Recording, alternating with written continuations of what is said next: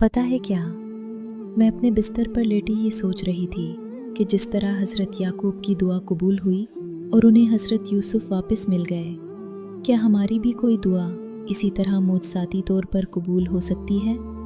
یہ سوال میرے دل میں اترا اور میری آنکھیں نم ہو گئیں۔ میں نے خود سے کہا، مجھ جیسی گناہ گار کے لیے معجزہ کیسے ہو سکتا ہے؟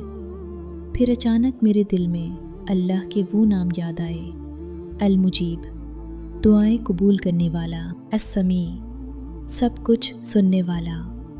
مجھے حضرت ابراہیم کی وہ دعا یاد آ گئی، بے شک میں اپنے رب سے مانگ کر کبھی محروم نہیں رہوں گا۔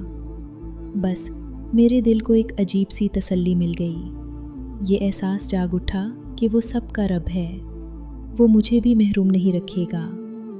بے شک اس کی رحمت اس کے غضب پر حاوی ہے، میں اسی سے رحم کی امید رکھتی ہوں۔ میں اپنے رب کے بارے میں اچھا گمان رکھوں گی، کیونکہ وہ دعا سے زیادہ گمان کو پورا کرنے والا ہے۔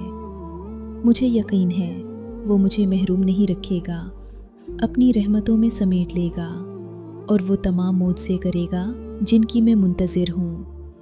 آمین یا رب العالمین۔